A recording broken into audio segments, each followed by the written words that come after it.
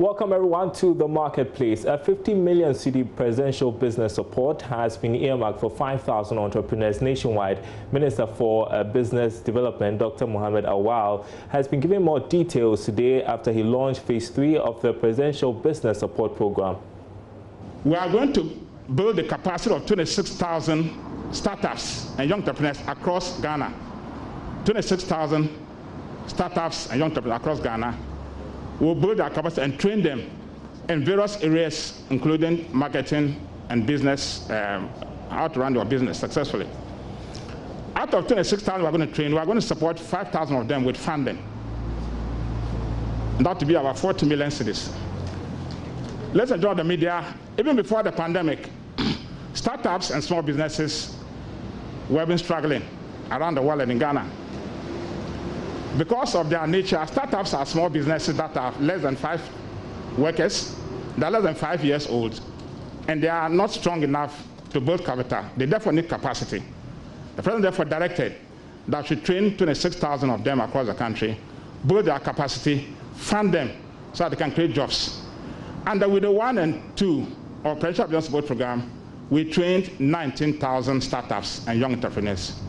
That helped us to create over 90,000 jobs in the last 3 years. Under Window 3, we are training 26,000, building their capacity, and funding 5,000 of them with loans, very marginal interest, so that they can build their capacity and then improve business and create jobs for young people around the country.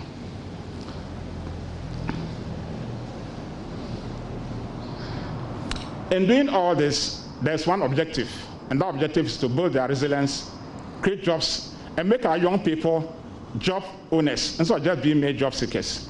As you are aware, nearly 250,000 young people graduate from school every year. Only 2% of them are able to get jobs in the formal sector.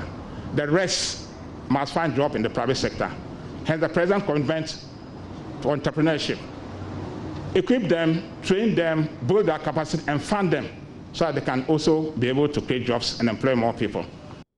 Right, so we are being told the 50 million cedis will be a soft loan with an interest rate of 10% per annum. Let's take you now to the ports and businesses that use the country's ports are demanding quick resolution of clearance challenges. Importers have been struggling to clear goods since last Monday. Now, the Ghana National Chamber of Commerce and Industry, for instance, says it would not be fair for businesses to bear the cost of demurrage and rent charges at the ports. Nana P.D. Dankoso I is president of the chamber. Coming in from Unipass, we thought that there was going to be a better and efficient process whereby revenues or the time spent, at the port to clear duties could be maximized, and what has happened now is rather unfortunate, and that the change has not been so smooth, and it is rather slowed down processes, and it is taking us back to the unfortunate old days where manual was being made and all that. So we issued a press release to calm the stakeholders at the ports so that everybody will be, because peace, we cannot use money to buy peace, and so everybody must understand the situation and then bring ideas together while governments and Unipass also resolve those issues to make sure that there is sanity at the port, and there is also an efficient way of running the ports. Okay. Seriously, we thought that, and I think that's why maybe government took that decision of changing from GCNet and the other one, which is GCNet, to this Unipass. And that all other loopholes that have been created and other things that were not properly done could be, addressed. And for me, we are not so much into whether changing from GCNet to Unipass, that is more important. But we are looking at the effective and efficient way of delivery whereby things or goods can be cleared within a shortest possible time, so that we can have most of the goods not going to demurrage. The challenge now is that who pays at this time, who pays for the demurrage? And we implore the Minister of Trade and Industry and the Minister of Finance with the GRA to come together to see how best we can resolve. Other than that, it will create that unnecessary impasse, and I think at this time it is not necessary for us to go through. All right, so we are told that the challenges at the ports is partly to be blamed on the lack of knowledge, and so all freight forwarders are being trained in that regard. Here is PR Manager of Ghana Link Network Services, Norman Aboagye-Wiafe. People had knowledge gap, and when I talk of knowledge gap, some agents could not, navigate on the site. Some agents could not put in the right data as was expected of them in terms of, filling the documentations for their bill of entries, that is the BOEs. And so what we are doing from today, as I speak to you, is to do a refresher course for all of them.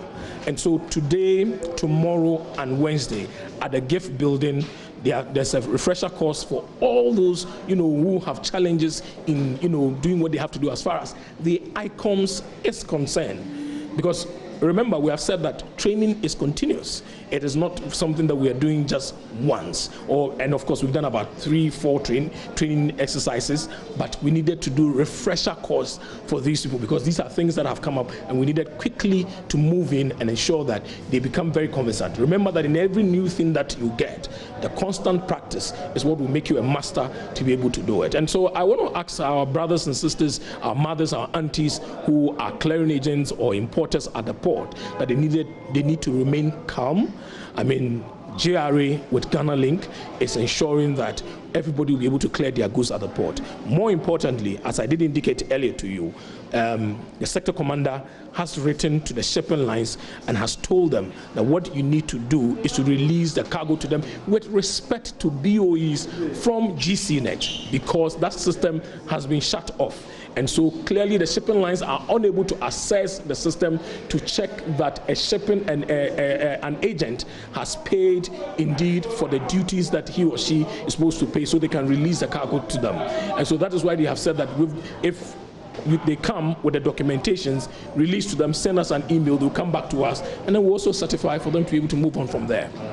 We are hoping that this week will be better than last week. Of course, you've seen the figures in terms of the number of BOEs that we have done at the port, even with the challenges that did come, which we admit to. Over 4,700 BOEs were processed, and I emphasize, were processed in the last week, even with the kind of challenges that were there. And we're hoping that this week we'll be able to do better than we did last week. All right, so that was Norman Aboagye-Wiafe. He's PR Manager of the Ghana Link Network Services. Now, the Ghana Hotels Association has expressed shock at Ghana Water Company Limited for charging its members and operators in the tourism sector water bills when the president, as part of plans to mitigate the impact of COVID-19 pandemic, announced it had absorbed water bills for the past, for 3 months rather. We have in studio President of the Ghana Hotels Association, Edward Akanyamike Jr., to explain further. So, well, I listened to the president. Thanks for coming in studio. I listened to the president, and then he said the water was going to be absorbed for free for the public. There was no specification as to whether or not he was referring to commercial users or domestic users. And so, what are your concerns? Thanks so much for the opportunity. Indeed, the president said that the government was absorbing the cost of water for all Ghanaians. All Ghanaians. All Ghanaians. Unfortunately, after that address, the Minister for Sanitation and Water Resources came out to say that the free water was rather for domestic users. And then the Ghana Water Company also followed up with a communique on 10th April that indeed the free water was for the category 611 user, which is the domestic users. Okay. We reacted to that with various media encounters, and then we had the opportunity to meet the president and raise this issue. And honestly, he was surprised at our point and directed the Minister for Tourism, Arts and Culture to follow up on the matter. We haven't received any feedback only for Ghana Water Company, after one of our media encounters, to come out, Stanley Mate, to say that the hotels are making profit from their businesses, so they cannot be exempted from the free water. And we find that very, very strange. Okay, hopefully we'll have Stanley Mate from the Ghana Water Company join us. He's chief manager in charge of public relations. But so that means there's no rebate, there's no subsidy for, and how is that impacting your business? Well, you see, because I know you're already struggling. Yes, exactly. And I want to look at it from 2 points. First of all, let's look at the principle behind the whole thing. The president gives a directive, and for the integrity and the authority of the presidency, this must be followed, because ECG was also asked to discount the bills by 50% using March as the benchmark. And they are doing it. And every Ghanaian, I'm sure you're enjoying that 50% discount. Okay.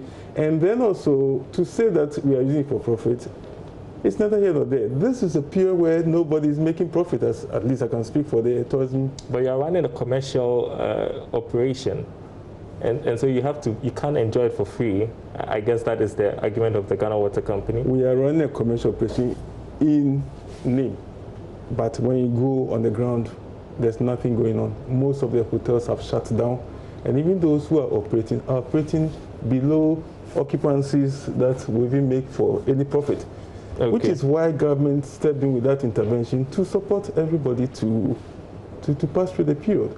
So I'm surprised they're even talking about profit in this period. Maybe some other operators or industries are making profit, but certainly not the tourism and hospitality industry. Okay, let's see if we can get some answers to this. I believe we have on Zoom, joining us via Zoom, the Chief Manager, Public Relations at the Ghana Water Company, Stanley Mate. Thanks for your time this afternoon. So can you clarify for us who enjoys free water? Hello? Hi, Mr. Mate, can you hear me? Yeah, I can hear you now. Great. So clarify for us who enjoys free water. Okay, thank you very much for the opportunity. I think the president's intention was for domestic users to enjoy the free water, or for every citizen of this country to enjoy the water. But the intention was for the water to be used for domestic purposes, for us to keep clean and to keep healthy. But then the directive didn't include entities that are using the water as an input or as a raw material to another to another product to enable them to make profit. So we need to make that distinction very well. Now, even if you are the owner of a commercial entity, okay, if you use the water within for commercial purposes to earn or to enable you make profit or for another product, you have to pay for the water. But in your home, if you use the water, it is for free. Because the intention was for the water to be used domestically by ourselves to keep ourselves clean and healthy, but not for commercial purposes. Now, we also realize that there are some category of the citizenry who do not have connections in their homes. So what we did was, and they're also entitled to the water. So what we did, or what we are doing, is for us to allow those who sell the water directly, the water in the state in which Ghana Water produces it, those who sell the water in that state to other members of the community for them to use the water domestically. We have asked that they also give out the water for free. And then we will compensate them. We will compensate them because they have invested into the connections into their homes. Some of them have invested into polytanks, and they sell the water by adding on a little to the tariff, so they could make some profit for themselves, or to enable them make some money out of the investments that they have made. But we need the people to get the water or to use the water. So what we are saying is that such people should come to us. We'll re-register you, put them on a different category, so that at least we can give them some compensation to make room, or we're making room for the profit that they make, the margins that they make. We'll pay them as compensation so that they still can give out the water for people to use this thing domestically for free. You understand? So I hope this is very clear. Okay. Let me break it down again. Now, for those of us, those who are going to use the water domestically for themselves, are supposed to get the water for free. But those who are going to use it as an input or for some other commercial purposes are to pay for it. So there's that dichotomy. And what we are saying, what the challenge is that we are billing government for the water that is being used. So if government comes back to say that my directive includes or included all commercial or industrial entities, there's no problem. We will go back and then let them have the water for free. But for now, the directive doesn't include commercial entities and for other commercial entities. So it appears that it's a case with a challenge with communication, right? Because you don't have that communication. The hotels. I think it's very clear. For me, there's no ambiguity with what the president said. Okay, and it's very clear. Because we, as the agent, and the reason why implementing the president's directive, have come out to make it clear. And we started this in April. Okay, so we've gone through it in April, we've gone through it in May, we are in June now. This is the last month for the president's directive. So there's no ambiguity at all. We have implemented the president's directive to the letter. Okay, so the reason I'm asking this question is because the Hotels Association makes reference to a meeting with the president where he was surprised that they were being charged water still. But away from that, where should they address their concerns? I wasn't present, and the Ghana Water Company Limited wasn't present at that meeting. So we also cannot vouch for that. But for us, we take directives directly from our ministry, the ministry from the presidency. So if there's anything, it's on paper. If there's anything that could be clarified. But for now, we are implementing, to the best of our knowledge, we are implementing the president's directive to the letter. So where do they address their concerns? Would you suggest? Sorry? Where should they address their concerns, would you suggest? Where should they... To the presidency. Okay. Okay. They have been there already, but maybe they could have gone to the ministry first, for the ministry to carry on the information to the presidency. But they went directly to the presidency, and I don't think our sector minister was present at that meeting. Okay, thank you so much for the clarification. You had Chief Manager Public Relations at the Ghana Water Company, Stanley Mate. I'll just leave you to give your final words. I mean, you heard from the Ghana Water Company. They say, go to the presidency, get it sorted out. If you get this from the president, would surely execute it. Well, we thought by meeting the president, the issue will be resolved. But unfortunately, from what Mr. Mate is saying, it means that then they need further directive from the presidency. So we'll do exactly that. Great. Problem solved, I guess. Thank you so much. That was President of the Ghana Hotels Association, Dr. Akanyameke Jr. joining me in studio. Well, before we go, a final story. The Greater Accra chairman of the second-hand car importers and CEO of Irata Motors, Eddie Ankuma, says government's plan to use tax rebates to woo international automobile firms to establish assembling plants in the country is detrimental to dealers in second-hand cars. Now, speaking to Joy Business, he said a better approach should be engaged instead of allowing giant companies operate tax-free, which will eventually push them out of business. We welcome the idea of these companies coming to establish, but they should make sure that these people, they give them a land, they set up properly. They should rather set up, finish the setting up. We know they've set up. We don't need to rush. What they're doing is a rush thing. Maybe they want to get a political point, and I'm telling them that it's not. It's rather going to let them, it's going to bring them down. You are giving us a Ghanaian who is bringing any used car that is 10 years and above. 10 years and above. You shouldn't bring it that one is totally accepted. Okay. And accidented cars, salvage cars, all is accepted. Yes. So let me get this clear. Your association is in favor of the ban. The ban of 10 years car is okay. Old and above cars. It's okay. Salvage cars. Salvage car is okay. Is against it. Yes, we don't have a problem. All right. So what is your next? What we don't agree is you are bringing 35%. For any other vehicle, 35% from the smaller car to the bigger car, 35% duty on the car. It means that when you add the VAT to it, you are going to pay 52.5% for each car. The tax that they are giving them, I don't get it. I think somebody business that he want to establish, because anytime there's an investment here, we have a local component, and that local person is pushing for this. And I think the president must look at this critically. If he has no, like the eye that he's saying it is like the economy is going to be boasting a whole of Africa, Ghana, they're going to buy cars from here. This is not. Because you are doing this. That is actually the vision, so that at least when we assemble cars here, at least we can feel the. No, they don't even have land. Have you seen that? Have you media people gone to see that the Toyota, this is the land for them to manufacture car, VW, this is the land for them? There's no land. Nobody has built any machine, any factory. Have you seen? Let's be realistic and tell Ghanaians that this is a factory we've seen that they are producing car here. They have made a law, and there are some openings in the law when you read it critically. Mm-hmm. And it shouldn't be like that. Mm-hmm. Right. It's a part that they are bringing in. Engine here, front bumper is here, that here, that here. They come and fix it. Mm-hmm. Who can do this here? Even common guys can do it here. You import these things and fix them. Some Kantanka can do this and supply many cars. I myself, if I get the opportunity, I can just import this thing and fix. It's a common thing that anybody can do it. So you don't see the essence of the tax. No. The tax that they are giving them, I don't get it. I think somebody business that he want to establish, because anytime there's an investment here, we have a local company.